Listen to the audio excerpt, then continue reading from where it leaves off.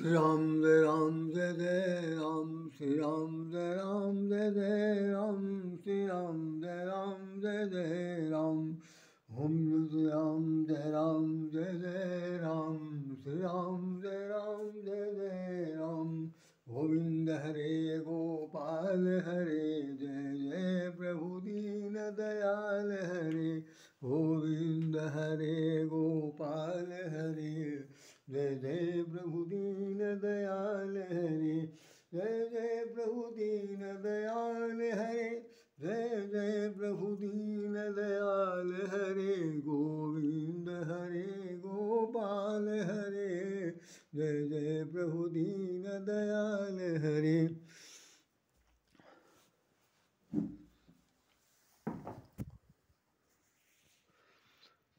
आज गीता सप्ताह का समापन दिवस है और मुझे अपनी तरफ, जैसा मैंने कहा था आपसे, कि कम से कम 9 अध्याय शेष और भागे कहने के लिए आप लोगों के बीच में चर्चा करेंगे। लेकिन दुर्भाग्य की बात है कि मैं फिर आज समय नहीं निकाल पाया, नहीं दे पाया। मुझे एक कार्यक्रम में जाना था, तो उस कार्यक्रम में मैं उस कार्यक्रम में चला गया, तो वहाँ से लौट के आए बहुत समय हो गया, इसलिए मैं आपके सामने वो बात रख नहीं पा रहा हूँ। तो आप लोगों से मेरी निवेदन है कि आज का जो विषय है वो केवल ये है कि भाई गीता में भगवान ने जो कहा है, 11वां अध्याय उसका मुख्य अध्याय है। 11वें अध्याय के बाद 13वां अध्याय, 16वां अध्याय और 18वां अध्याय, इन चारों अध्यायों के बीच में सबसे ज़्यादा लिखा है। लेकिन मैं पूरे 9 अध्याय में बोलूँगा। अभी मैं बिल्कुल संक्षेप में 2-4 बातें बता करके ख़त्म अपनी बात वहीं पर विराम देता हूँ, क्योंकि कल इसे पूरा डिटेल में बोलना है। तो भगवान श्री कृष्ण ने जब अर्जुन से कहा कि भाई आप जो है युद्ध के लिए बिल्कुल तैयार हो जाइए, और तैयार अगर नहीं होंगे तो ये जितने भी लोग तैयार होकर के आए हैं, इनमें से कोई भी ऐसा व्यक्ति नहीं है जो आपको जिंदा छोड़ेगा। सब लोग आपको नेस्ताभूत कर सकते हैं, आपको दूरदर्शित कर सकते हैं, और आप एक क्षत्रिय वंश में पैदा हुए हैं, तो छात्र धर्म का पालन करना आपका बहुत बड़ा मुख्य कर्तव्य है। अर्जुन की बात जो समझ में आई, उसके बीच में उन्होंने संन्यास योग, सांख्य योग और कई योगों का जब चर्चा किया, तो वो बहुत झुंझला गया और कहने लगा भाई आप मुझसे मिली जुली बातें करते हैं, साफ साफ बताना नहीं चाहते, आखिर मुझे करना क्या। तो भगवान ने इससे फिर वही एक बात कहा, कहने के लिए मैंने तुमसे बहुत बार कह दिया। उस कहने का तात्पर्य सिर्फ इतना ही है कि तुम युद्ध के लिए तैयार हो जाओ और युद्ध में विजय पाने की पूरी चेष्टा करो, हम तुम्हारे साथ हैं। बस यही अंडरलाइन कर लीजिए, हम लोग आपके साथ हैं, आप हमारे साथ हैं। ये तो दुनिया कहती है। दुनिया कहती है, मैं अपने जीवन में, बाल जीवन से लेकर के बुढ़ापे तक आते आते मैं चैलेंज के साथ कह सकता हूँ कि असंख्यों लोगों ने सिर्फ मुझे यही कहा कि चिंता न करो, हम आपके साथ हैं, चिंता न करो, हम आपके साथ हैं। लेकिन मेरी चिंता दूर हुई नहीं और कोई मेरे साथ हुआ नहीं। इसलिए नहीं कि मेरे साथ तो कोई दुश्मनी है ना, कहने के लिए अलग है, व्यवहार करने का अलग है। समाज का एक अपना दस्तूर है अपनी बात को कहने के लिए, और उसे एक नाटकीय ढंग से प्रस्तुत करने के लिए। दूसरा ये है कि वे झूठा आश्वासन देने के लिए पूरी दुनिया में सब लोग लगे हुए हैं। ये हमारे ठीक पीछे हमारा जो चित्र देख रहे हैं आप, 2 आर्टिकल मेरे छपे हुए हैं। जो सबसे बड़ा आर्टिकल है उसके अंदर भी हमने कुछ लिखा है, और कल वाला जो आर्टिकल था उन दोनों को हमने अपने लगा दिए। आज वाले आर्टिकल में सबसे ज़्यादा लिखा हुआ है कि गीता में समाहित है जीवन दर्शन, गीता में समाहित है जीवन दर्शन। और दूसरा आपने कल देखा था, द्वंद्व ही ज्ञान का सृजन। तो गीता में जीवन दर्शन है, गीता में सब कुछ लिखा हुआ है।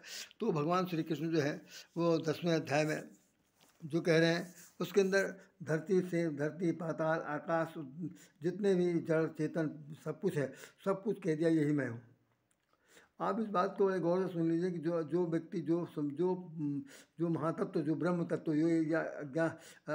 जो उसे कहना चाहिए जो सृष्टि का समष्टिकारी है, वो जब हर चीज़ में अपने आप को इन्वॉल्व करता है, हर चीज़ में अपने आप को इन्वॉल्व करता है, और वो बात साथ साथ जब आसुरी प्रवृत्ति की बात आती है, दुष्टता की बात आती है, क्रूरता की बात आती है, तो कह देता है कि मैं इसमें नहीं हूँ, मुझमें ये सब जितने भी बुराइयां हैं ये मुझसे निकली हुई हैं। ये भी देखिए हमने उसको अंडरलाइन कर रखा, उसमें लिखा हुआ कि जितनी भी संसार की बुराइयां हैं वो बुराइयां मेरे से निकली हैं, लेकिन इन बुराइयों में मैं इन्वॉल्व नहीं हूँ, मैं इनमें नहीं हूँ।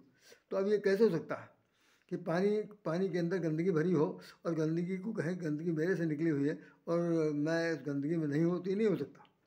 लेकिन भगवान ये बात कह रहे हैं, जिससे होता है कि कि एक चौपाई रामायण में लिखी हुई है कि भूमि परत भर डाबर पानी जिम जीवी माया लिपटानी, कि जब ऊपर से आकाश से आश्रित जल प्योर वाटर जब ज़मीन में गिरता है तो आकर के यहाँ पर मिट्टी से मिटमैला हो जाता है। तो गोस्वामी जी कहते हैं कि वो जिम जीवी माया लिपटानी, ऐसा लगता है कि माया लिपट गई हो और माया लिपट करके उसको गंदा कर दिया।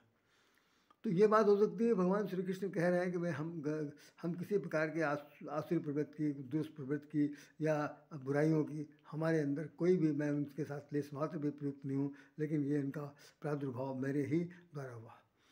तो अब ये तो बात साफ हो गई। इसके बाद फिर ये 11वें अध्याय में वो लड़ाई की पूरी बात करते हैं कि सारी चीज़ें सब, इसको हम कल आपको डिटेल बताएंगे। फिर वो 13वें अध्याय में जीवन के वृक्ष के बारे में हम क्या बताएं, वृक्ष के बारे में बात करते हैं। और लास्ट में सुन लिए 8वें अध्याय में वो 18वें अध्याय में उन्होंने कह दिया कि जितना कुछ मैंने कह दिया है यदि तुम्हारी समझ में आया तो तुम उसे स्वीकार करो, और नहीं तो एक ही चारा है कि तुम मुझे अपना आत्मसमर्पण कर दो। तो भगवान जो है उनके कहने के अनुसार वो तुरंत कह देता है कि मेरा मोह सब नष्ट हो गया और मैं अपने आप को आपके चरणों में समर्पित करता हूँ, और जैसा आप कह रहे हैं मैं वैसा ही करूँगा।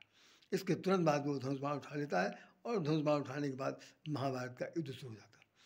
अब इसका संक्षेपीकरण जो है, संक्षिप्तीकरण से हमारा सिर्फ इतना ही है कि हम लोगों के जीवन में इफ एंड बट बहुत है, दुविधा बहुत है, सत्य असत्य की लड़ाई बहुत है, दुर्भावनाओं की सद्भावनाओं के बीच का द्वंद्व बहुत है, और उन दोनों के बीच में हम लोग हमेशा आपस में अनिश्चितता की स्थिति में, इनडिफिनिटी की स्थिति में हम लोग ज़िंदगी भर भ्रमण करते रहते हैं और ये सोचते रहते हैं क्या पता होगी ना हो, क्या पता होगी ना हो, इसीलिए ये सब काम बिगड़ता है। भगवान कह रहे हैं कि अपने मन को सावधान करिए और हमारे चरणों में अपने आप को अर्पित कीजिए। इन्हीं शब्दों के साथ राधे श्याम राधे आपको नमस्कार करता है। शेष कल कहेंगे।